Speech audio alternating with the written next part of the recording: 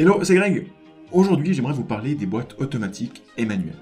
Après avoir obtenu le code, certains se demandent s'il n'est pas plus intelligent de passer son permis en boîte automatique. Je vais vous donner mon avis. Premièrement, la société actuelle tend vers une disparition des boîtes manuelles. Les constructeurs automobiles commencent à ne produire que des boîtes automatiques. Cette tendance se déploie partout dans le monde. On peut donc facilement imaginer une progression exponentielle des voitures automatiques dans les 5 à 10 prochaines années. À ce rythme, il est alors légitime de se demander si passer son permis avec une boîte manuelle est réellement plus avantageux et judicieux. Prenons un exemple. Vous venez tout juste d'obtenir votre permis en boîte automatique, super. Pour fêter ça, vous êtes invité chez un ami. Vous vous y rendez en bus car vous n'avez pas de voiture. La soirée suit son cours et vers minuit, votre ami fait un malaise. Il doit être amené à l'hôpital urgemment. Manque de bol, sa voiture possède une boîte manuelle. Que faire? Est-ce qu'on conduit quand même? Pourquoi pas? Sauf que si c'est la première fois que vous touchez un véhicule à boîte manuelle, il vous faudra un temps d'adaptation pour pouvoir rouler et même simplement démarrer le véhicule. Et quoi qu'il en soit, avec la pression, vous n'aurez pas la tête à vous amuser à comprendre le véhicule à ce moment-là. Alors bon, je l'admets, même si cet exemple est très exagéré et qu'il a que peu de chances de se réaliser un jour, il relève un point essentiel et logique. Vous ne pourrez pas conduire une grande partie des véhicules aujourd'hui en circulation. Et ça peut être un frein dans de nombreuses situations. Pour résumer, vous avez 3 options. Vous vous préparez en boîte automatique et conduirez des véhicules de cette catégorie. Vous vous préparez en boîte manuelle et conduirez tous les types de véhicules, donc automatiques et manuels. Ou enfin, vous vous préparez en boîte automatique et conduirez tous les types de véhicules après avoir suivi la formation appropriée pour conduire également les véhicules à boîte manuelle. Petite note, en Suisse, après l'obtention de votre permis avec une boîte automatique, l'accès aux véhicules à boîte manuelle est également possible sans aucune formation supplémentaire. Maintenant, pour savoir laquelle de ces 3 solutions est la plus adaptée pour vous, tour d'horizon de différents avantages et inconvénients à passer le permis avec telle ou telle boîte. En ce qui concerne la boîte manuelle, vous pourrez conduire tous les types de véhicules de la catégorie de votre permis, donc automatique ou manuel comme vous voulez. Aussi, la quantité de véhicules en circulation, pour l'achat d'occasion par exemple, est conséquente. De plus, comme pour le vélo, la conduite ne s'oublie pas.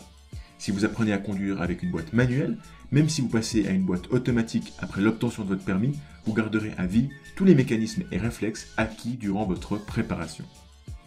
A l'inverse, la gestion des vitesses et de l'embrayage peut être complexe et fatigante. Et surtout, les véhicules à boîte manuelle tendent à disparaître. Pour la boîte automatique, tout d'abord, la gestion des vitesses est très simplifiée. Plus besoin de changer de vitesse. Aussi, il n'y a plus de gestion de l'embrayage. Plus de soucis pour les démarrages en côte, par exemple, si c'est quelque chose qui vous stressait. C'est aussi moins fatigant puisqu'il n'y a plus d'embrayage ni de vitesse à changer. Il n'y a plus de problème de sur-régime ou de sous-régime puisque le véhicule gère ça automatiquement. Aussi, en France, vous n'avez que 13 heures d'auto-école nécessaires au lieu de 20. Du coup, c'est moins cher en général. Vous avez aussi la possibilité d'accéder aux boîtes manuelles après une formation de 7 heures. Donc vous n'êtes pas bloqué à conduire que des automatiques toute votre vie. Et enfin, c'est l'avenir de l'automobile.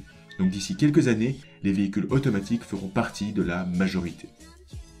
D'un autre côté, il y a quand même plusieurs défauts. Déjà, vous ne pouvez pas conduire tous les types de véhicules, donc pas de conduite de véhicules manuels sans la formation. Aussi, et c'est un grand problème pour certains d'entre vous, mais le marché de l'occasion est peu développé. Donc si vous voulez vous acheter un véhicule après l'obtention de votre permis et que vous n'avez pas forcément un gros budget, la tâche risque d'être compliquée.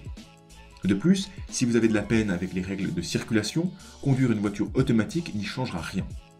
Et enfin, si vous souhaitez passer votre permis en automatique et suivre la formation qui vous donne accès aux véhicules à boîte manuelle, vous devrez prendre également le coût de la formation supplémentaire. Finalement, quel est mon avis ?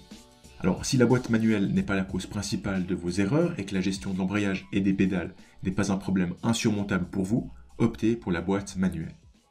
A l'inverse, si vous redoutez chaque fois que vous devez prendre le volant à cause des démarrages en côte, de la gestion des pédales et de l'embrayage, etc., dans ce cas, foncez avec une préparation avec un véhicule à boîte automatique. Vous serez plus rassuré et aurez tout de même l'opportunité de conduire des véhicules manuels à l'avenir grâce à une formation. Comme vous pouvez le voir, il n'y a pas de solution optimale. Je vous conseille de faire vos premières heures avec un véhicule à boîte manuelle et si vous remarquez que c'est trop difficile, vous pouvez changer à tout moment. Avant de vous laisser, si vous souhaitez accéder à 27 conseils pertinents et concrets pour votre préparation et réussir votre examen, je Je vous ai mis un lien dans la description. Si cette vidéo vous a été utile, n'hésitez pas à la partager. Et n'oubliez pas de vous abonner et de mettre un like si elle vous a aidé. Allez, ciao!